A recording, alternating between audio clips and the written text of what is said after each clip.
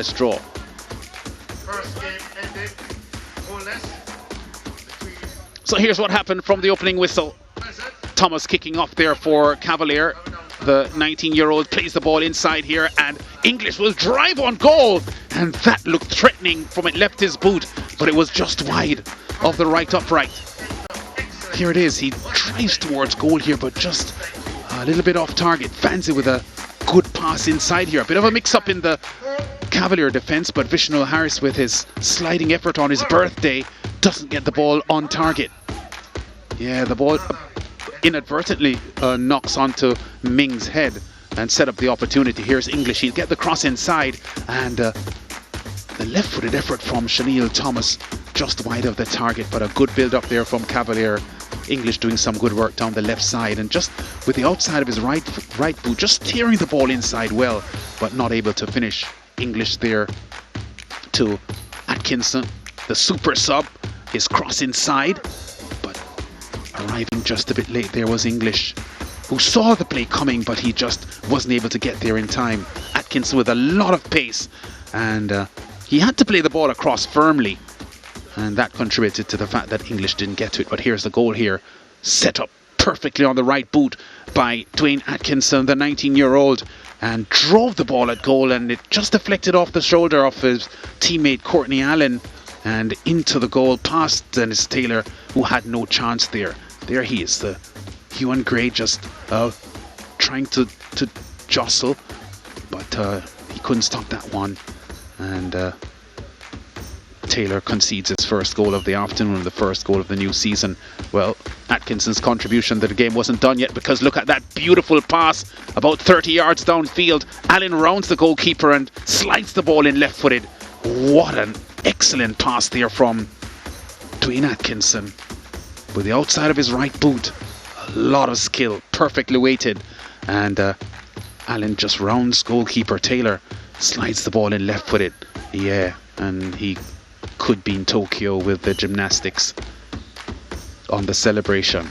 So a fine-tuned victory for Cavalier. It was 0-0 at half-time, but Atkinson and Allen got goals in the second half and ensured that it's Rudolph Speed's team that will go away with the victory here. 5 shots attempted on target by Cavalier, 2 attempted overall, 2 of them on target, 4 by Humberland, just 1 on target. 32 fouls in the match, 18 of them committed by Cavalier players, but it was Humberland who had 5 yellow cards, and they had a red card as well because Andrew Vanzi was sent off late in the game by referee Odette Hamilton. 50-50 ball possession, so as far as time on the ball was concerned, Cavalier and Humberland shared an engaging match here. Dwayne Atkinson, man of the match, is with George Davis. Dwayne, you're our man of the match today. Congratulations, first of all. How did it feel out there today? Well, it's a great feeling. Just coming off the bench with an assist and a goal. Yeah, when you were on the bench, what were you telling yourself in terms of what you were going to do to the game when you got on? Well, I'm telling myself that I'm going to come out, give my club the victory, and also participate as what the coach and the staff tell us to do. All right, in terms of the season overall and preparing for it, stop, start, when you got the word that you were finally going to get some football, how did you greet that news? Well, just put mind to it and just get ready and focus for the season and play a part as how they should play. You're wearing a shirt that was worn by Messi Marsh for some time for Cavalier with distinction. You've inherited the number 10. What can you tell the Cavaliers fans about how you are going to make an impact in this number 10 shirt? Well, as you know, you have to live on as Messi Marsh and keep the legacy as I used to do it and just play my role. Yeah, will Cavalier be strong over the course of the season? What can you guarantee fans that? Yes, going to be strong and keep focus and fight till the end. All right, Dwayne, congratulations. Thanks. We hope that you win many more Man of the Match awards. Yeah, welcome. Good. Dwayne Atkinson there, the Man of the Match, and he came off the bench to provide a goal and an assist. Andrew Price walks into the shot right now. Andrew, disappointment? Yes, not really though. I'm going to be very honest. We had about 14 training sessions, and definitely this Cavaliers team has been training long before us, so they're a much fitter, younger bunch, and we really wilted in the second half, and the fatigue set in. We had to make some substitutions because of cramping. So, it's all about a learning curve, and we're going to have to just play ourselves into condition and play ourselves into form. But for the period of time that we were out there, I saw some good things that I can build on and some encouraging things. We moved around the ball a lot. And we should have gotten some opportunities in the first half, but we weren't able to capitalize. And then in the second half, Cavaliers really turn on the burners on us with their fitter players. Yeah, we thought that defensively you were sound despite conceding 2 goals, and that midfield, defensively you held your own, but that up front you just lacked that little something today. Yes, we need to make better decisions in the final third, and we weren't making them today. But like I said, we were rusty.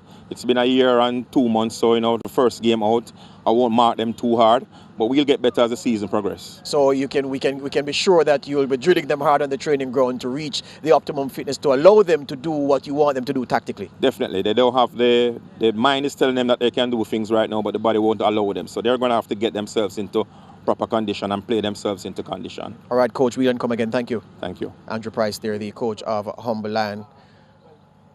Talk now to the... Right, Everdeen, congratulations on the victory. 2-0, your assessment of the overall performance? I think my team gave a good performance of themselves.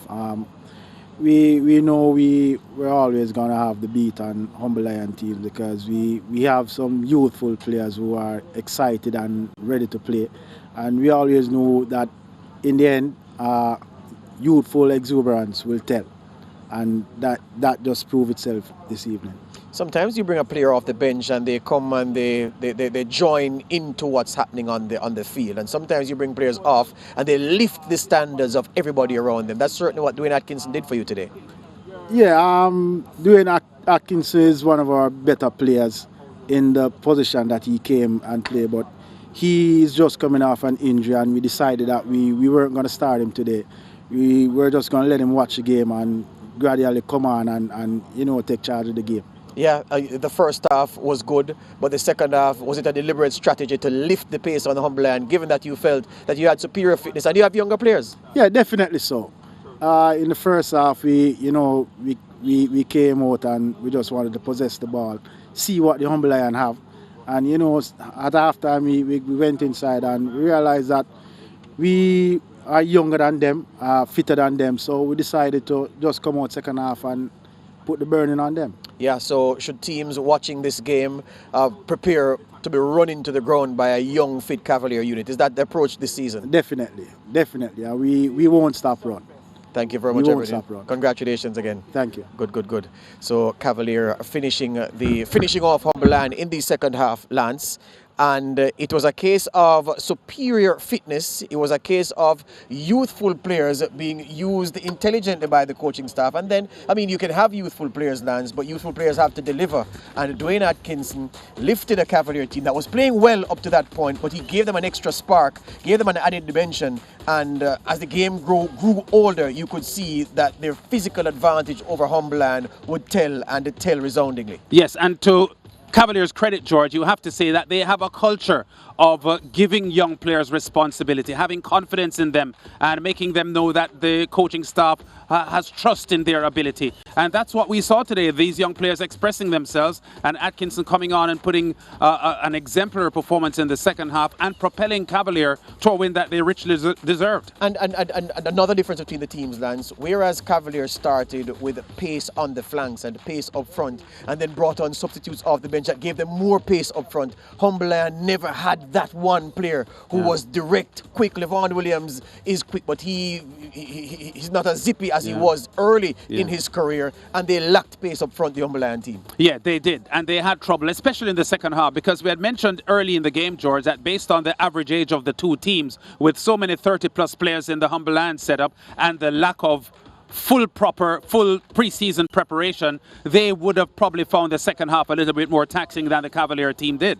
And not only that, but the Cavalier team made so many substitutions in the second half, refreshing their squad, that Humble Lion just couldn't keep pace. Yeah, bringing on one road runner after another. Let me ask you this though, based on balance over the course of the two games, your impression of how the football was played on this artificial surface to open the Jamaica Premier League season? Very, very happy. Even though there were no goals, George, in the first game between Mount Pleasant and Tivoli Gardens, it was an entertaining fixture, and as I said, it was the first match that we were seeing domestically in 474 days, 14 and a half months. So you were a little bit concerned about what you would see from the players, and I thought they did reasonably well. And the second game had even more energy in it between this Cavalier team and Humberland. Very, very happy with the two matches, and very, very happy that the Jamaica Premier League, powered by Digicel, is back on. So the two teams in the first game, Tivoli Gardens and well, let's talk about this before we make that point. Portman United and Dunbar Holden come up on SportsMax 2 on Sunday, 10:30 a.m., 11:30 a.m. ECT. That's on Sunday morning. And then on Monday, we have a double header for you. We have Veer and Malines. That's at 12:30, 1:30 outside Jamaica.